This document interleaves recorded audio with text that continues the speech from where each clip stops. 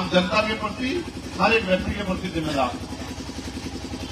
मैं आपसे भी कह रहा हूं, आप हिम्मत जुटाओ।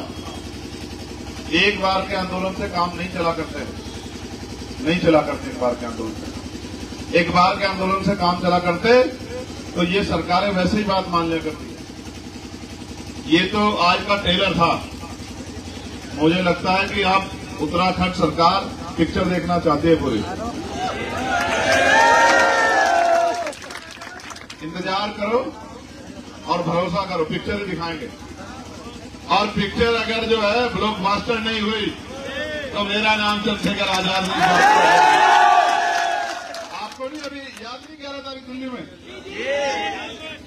तब तो हमें दिल्ली तक कूच करनी पड़ती है, पैसा नहीं होता वर्करों पे। आपको याद है दिल्ली में सतगुरु रविदास जी वाला गुरु घर का आंदोलन, एनआरसी वाला आंदोलन याद है, जमा मस्जिद वाला। वहां जाने के लिए तो बहुत जोर लगाने पड़ते हैं, यहां जाने के लिए तो जोर भी लगाना है। यहां तो 2 जिलों को ही कह दूंगा, हरिद्वार वालों को इनको धमका के कह दूंगा, हरिद्वार वालों को मैं कुछ करके खा लो, और सहारनपुर वालों को कह दूंगा। तो जिन अधिकारियों को आज कह रहे हो कि साहब ज्ञापन ले लो, वो वहां खड़े मिलेंगे रोड पे कि सर छोड़ दो, बदल दो।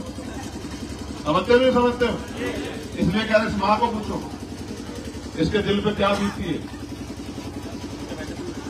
मैं नहीं करता हर आंदोलन सब चीजों दुख तकलीफों में राजनीति नहीं करता हूं। मैं अगर राजनीति करता तो यहां धूप में नहीं बैठता।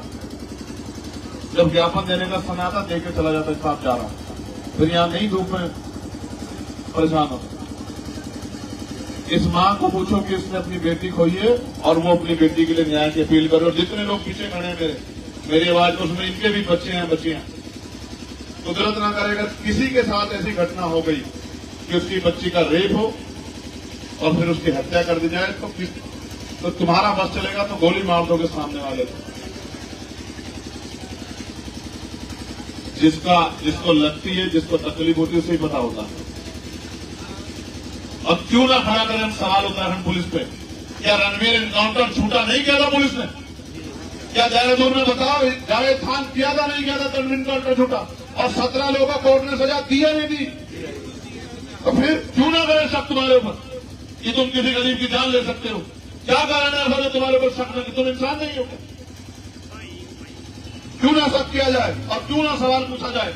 हमारा सवाल पुलिस पे नहीं है, लेकिन हमारा सवाल उस सोच के अधिकारियों पर है जो सत्ता के आगे नतमस्तक है और किसी भी कीमत तक अपने नेताओं को खुश करने के लिए जा सकते हैं। इसलिए हमारा सवाल बनता है। और यही अगर वसीम की जगह ये सोनू होता, ये मोनू होता, ये अजय होता, अभय होता, तो भी इसी तरह लड़ते हम लोग जिस तरह आज लड़ रहे हैं। जिस तरह जो है आज संघर्ष में तो भी इस तरह लड़ते। बात यह नहीं है कि बात वसीम की है, बात यह है कि अगर अन्याय किसी के साथ हुआ है तो हम सब लोगों की जिम्मेदारी बनती है कि वह न्याय अंतिम होना चाहिए। कहते हैं फर्स्ट इंप्रेशन लास्ट इंप्रेशन। पहली जो है ताकत ऐसी दिखनी चाहिए कि दोबारा प्रशासन को ऐसी गलती ना करे। जब लड़ाई लड़ने की बात आती है तो न जाति, न धर्म, न समाज कोई मायने नहीं रखता। मायने रखता है कि आप अपने मन को संतुष्ट कर दो कि आपने किसी की मदद के लिए आवाज उठाई या नहीं उठाई। क्या मैं आपसे पूछना चाहता हूं कि अगर जुल्म होगा और अन्याय होता दिखेगा तो क्या ये जिम्मेदारी नहीं बैठती एक शानदार शहरी की वो अपनी जिम्मेदारी अदा करके उसके जुल्म के खिलाफ आवाज उठाए? बताओ बैठती है नहीं बैठती है? इसी हरिद्वार में धर्म संसद हुई और यहीं से हजरत पैगंबर मोहम्मद साहब के खिलाफ तमाम तरह की उल्टी सीधी बातें यहीं से शुरू हुई। सबसे पहले हुई है नहीं बताओ? और हमने पहली बार में जवाब नहीं दिया, आंदोलन नहीं किया, गिरफ्तार नहीं कराया। तो आज देखो वो लड़ाई यहां ले जाके कहां तक पहुंच गई, उनको लगता है कोई कह ही नहीं सकता। और मैं तो धन्यवाद दूंगा मैक्सिमम टीम का, उन्होंने उसके खिलाफ ही आंदोलन करके रुड़की में और मुकदमा दर्ज कराने का काम किया था। लेकिन आज जो ये मैं जो पहले कह रहा था कि अपराधी का हौसला बढ़ता है, ये हौसला इससे बड़ा है कि आपने सोचा कि ये तो चलो ठीक है, कह दिया कोई बात नहीं, कह दिया कोई बात। मैं आपसे भी कह रहा हूं मुस्लिम समाज के भाइयों से, आप ये आपको आक्रोशित करके सड़कों पे लाना चाहते हैं। ये चाहते हैं हम सड़कों पे आओ और इनके एजेंडे आसान हो। आप मत आओ, आप घर रहो।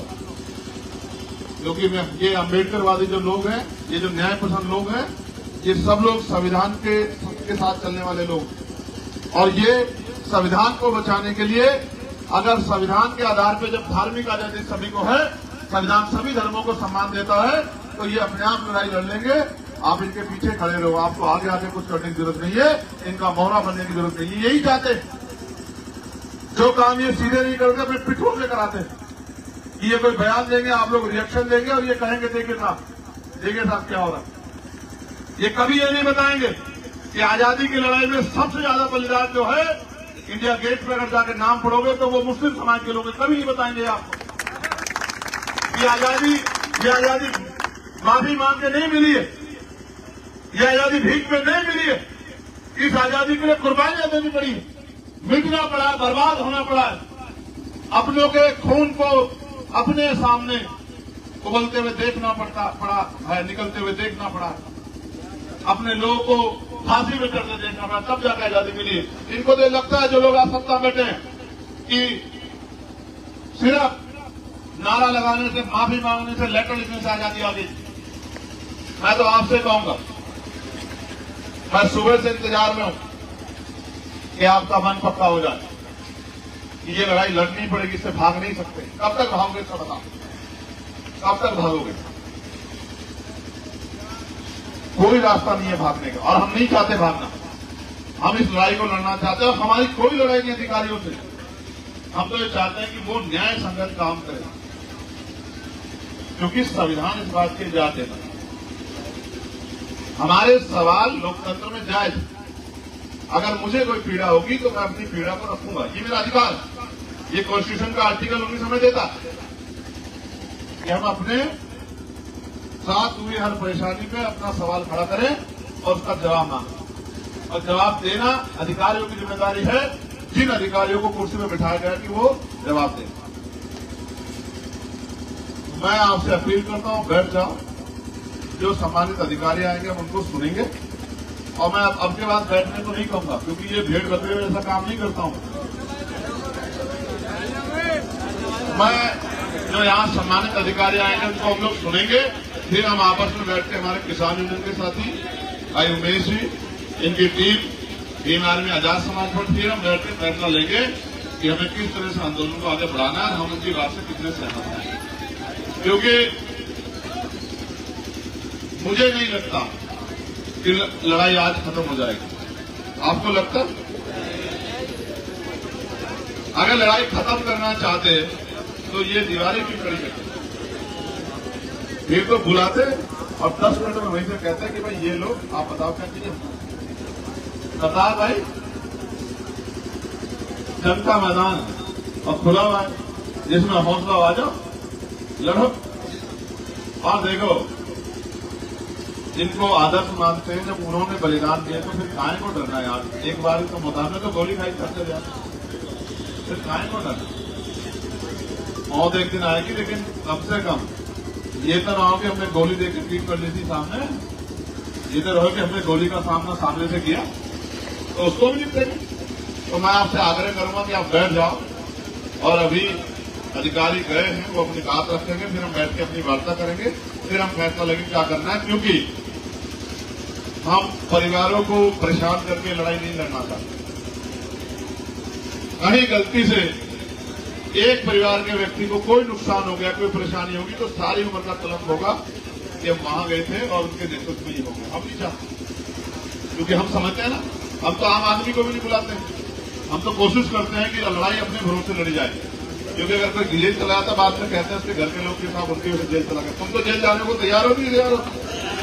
दोनों अल्फाज लोग जेल जाने के लिए तैयार है। ये साहिल का एक उठ रहा था, दोनों उठ गए। पक्का चलोगे जेल? ठीक है, बैठ जाओ इंतजार।